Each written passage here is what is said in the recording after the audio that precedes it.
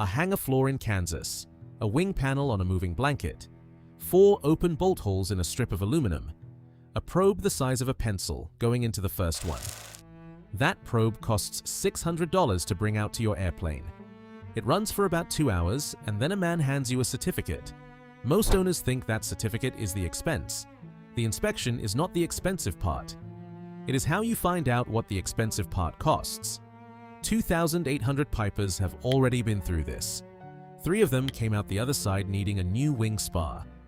Have you had the spar inspection done on your airplane yet? And what did the shop actually charge you? Put the number in the comments. This is what Sky Ranch covers. Subscribe so you don't miss what's next. I have watched this inspection run on a hangar floor. The invoices that come afterward are not in the same universe as the quote. Start with what the thing actually is. The main wing spar is a single strip of aluminum that runs out from the fuselage into the wing. Every pound of lift the wing makes has to get back to the airplane through that strip. Think of a diving board bolted to a pool deck. The board flexes. The bolts at the deck end take everything. On a Piper Cherokee, that deck end is a row of bolt holes in the lower spar cap. 4 of them matter. A bolt hole is a hole. Every hole in a loaded piece of metal concentrates stress around its rim. The metal at the edge of that hole carries more load per square inch than the metal an inch away from it. Cracks start at rims. Here is what happens when the truck shows up. The mechanic pulls the access panel and removes the fasteners from those 4 holes. The bolts come out, the holes go from filled to open. Then the technician calibrates the machine. He does not calibrate it against the airplane. He calibrates it against a reference standard. That standard carries an EDM notch cut into an open hole, a machined slot of a known size. The probe learns what a crack looks like before it goes hunting for one. That step is the hole inspection.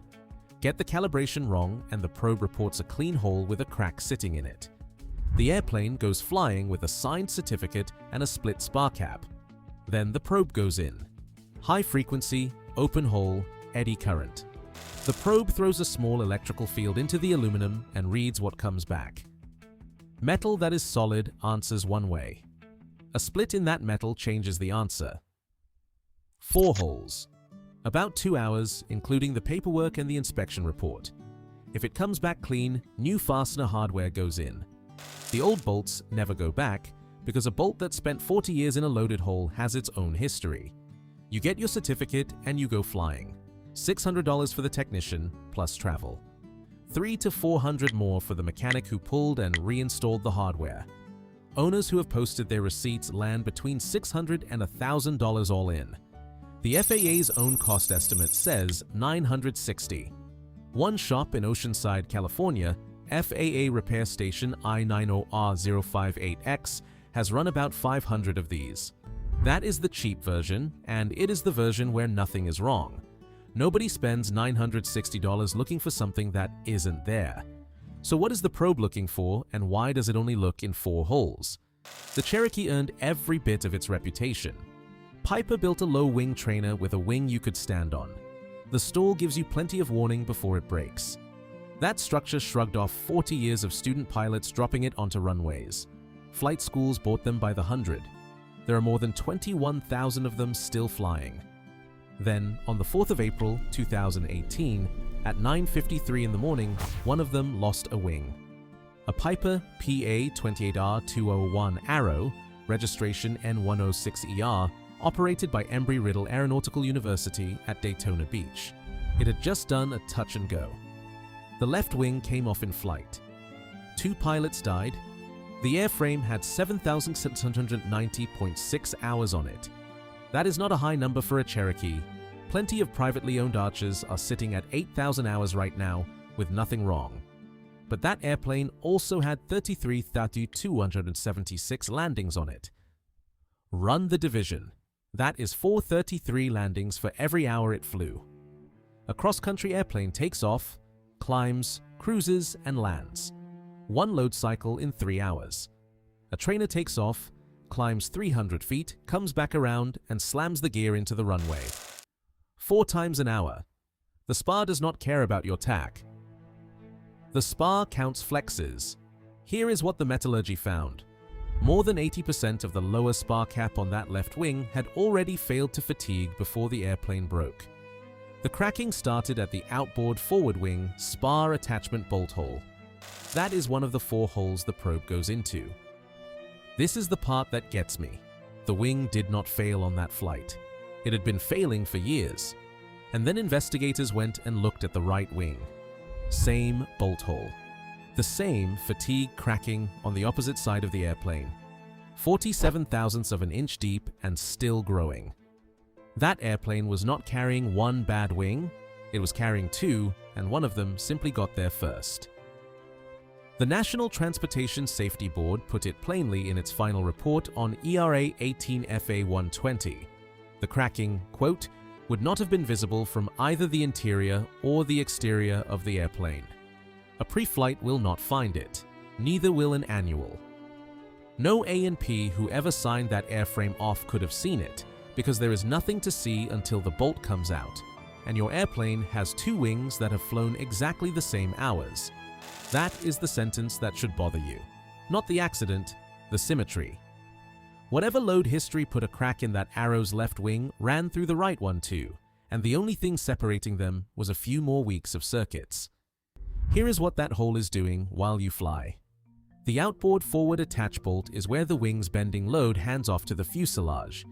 Every time the gear touches down, that joint takes the whole airplane. The aluminum around the rim yields a little, springs back a little less, and the difference stays there. Do that 33,000 times, and the rim stops springing back at all.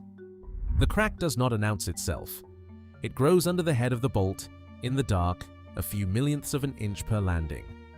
47 thousandths of an inch is about the thickness of a credit card. That is what the probe hunts for, in a hole nobody can see into, on a wing that flies perfectly. Which is the entire justification for pulling those bolts. There is no other way to find it. Every one of those 2,800 inspection reports goes into the same 4 holes for the same reason. Now, hold both wings of that airplane in your head at once. Which bothers you more, that the left one came off, or that the right one was already on its way? 8 months after Daytona Beach, the FAA proposed its first rule. AD 2020-2616 took effect on the 16th of February, 2021, and it reached more than 5,400 airplanes. Then, in September of 2024, the agency came back with 2 more proposals. One reached 10,927 airplanes the original rule had never touched. The other went back over the 10,665 it had already inspected once and tightened the screws. Together, more than 21,000 aircraft. Both of those are still proposals. The comment periods closed in November of 2024. Check the docket yourself before you let anyone tell you your wing already has an expiration date. Piper is not waiting on the paperwork. The kit exists, the shops are quoting. So the probe found something. What happens to the airplane and to the owner on the day the report comes back with an indication? The wing comes off the airplane. A technician re-inspects the area by eddy current, then again with fluorescent penetrant. And then somebody quotes you a price. The FAA published its numbers. A Spar replacement runs $14,383 per wing. That is $3,400 in labor at 40 hours, plus $10,283 in parts. The other option is a reinforcement kit. Piper designed one and released it in Service Bulletin 1372, dated the 4th of April 2024, 6 years to the day after Daytona Beach. Part numbers 88731-7001 and 88731-702, left wing and right. The FAA estimates that kit at $2,150 per wing, 190 labor hours at $85, plus $4,000 for the parts. PFM Maintenance in Atlanta publishes a real quote against that estimate. $16,000 in labor, $2,200 in parts. $18,200 for one wing. Your Cherokee has 2. That is $36,400 on an airframe you can buy in flying condition for $70. And the shop quoting it is beating the government's own estimate by 90 labor hours. One thing about that report, because owners hear the word indication and start selling the airplane. An indication is not a crack. The machine reports a change in the signal. That change can be corrosion, a gouge, a wrench scratch, or a thread mark from a bolt that went in crooked in 1981. All of that is damage. A shop repairs most of it right there in the hole for $190. Only one kind of finding puts the wing on a stand. $960 to look. $18,200 to fix. That is the gap nobody tells you about when they call this an inspection. And there is a clock running underneath all of it. Under the FAA's proposed rules, an unmodified Spar dies at 11,999 hours on one group of airplanes and 13,499 on another. Install the kit and the same Spar goes to $25,000. The kit does not just repair the wing, it more than doubles what the wing is worth. Which brings up the number that decides which side of that line your airplane falls on. The FAA does not count your hours the way your tachometer does. The formula reads, calculated service hours equals time in service plus 3 times the number of 100-hour inspections the airplane has had. Every 100-hour inspection in your logbook adds 3 hours to your Spar. Not because the airplane flew them, because a 100-hour inspection means the airplane was working for money, and working airplanes land like that Arrow did. Piper's own service bulletin uses a different formula. Piper adds the 100-hour inspections and then divides the whole thing by 2. The Federal Register says the quiet part in writing. Quote, this calculation uses a value of 3 for Group 1 airplanes only, versus 2 in the manufacturer's bulletin. The company that built your wing and the agency that certified it cannot agree on how old that wing is. You pay for whichever answer is worse. Now the part the mechanic owes you because it cuts the other way. 2,800 inspections, more than 100 positive indications. 6 cracks found in or around bolt holes. 3 of them verified as fatigue by the NTSB and by Piper. 3 out of 2,800 airplanes.